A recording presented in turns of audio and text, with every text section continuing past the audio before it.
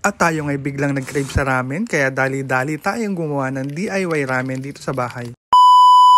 At ang i-DIY ramen nga pala natin ay itong Lucky Me Beef Noodles. Syempre meron tayong itlog at syempre may gulay din tayong cabbage. Meron din tayong chili flakes at ang Japanese mayo at syempre may nori para ramen na ramen ang datingan.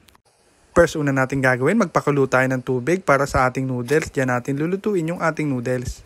Habang hinihintay natin maluto yung ating noodles, gumawa na tayo ng pangmalakasang sabaw ng ramen. Nagbiyak tayo ng isang itlog at maglalagay din nga pala tayo ng Japanese mayo. Tansyametric na nga lang palang ginamit natin sa paglagay ng Japanese mayo. Tapos ilalagay na natin ang isang sachet na hinihinalang seasoning ng noodles. Tapos mekos-mekos para mag-mix all together yung ating mga nilagay na pampalasa.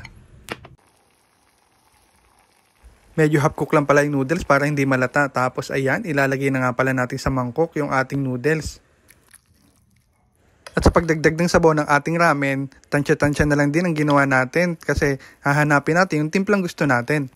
After ng sabaw, yung toppings naman ilalagay natin. Una nating nilagay yung gulay na cabbage. Next naman sunod ilalagay natin yung ating itlog. Ibapatong na natin yan sa ibabaw. At syempre, hindi lang magpapahuli yung ating nori para authentic ramen talaga yung ating food trip. Tapos lalagyan natin ng chili flakes para naman may konting sipa ng anghang. Yun ang gusto natin sa ating ramen. Tapos ayan, tadan! Ready na ang ating ramen. So yun guys, luto na yung ating DIY ramen. Yun o, tara, kain tayo. Kaya naman mga kasibak, kung trip nyo ang ganitong food trip, huwag na kayong magdalawang isip kung meron din lang kayo ng mga ingredients na ipinakita ko kanina. Ano pang hinihintay nyo? Gumawa o magluto na rin kayo. Napakatindi at napakasarap nito mga kasibak. Kaya kung natakam ko kayo, huwag nyo naman kalimutang i-follow, i-like at i-share.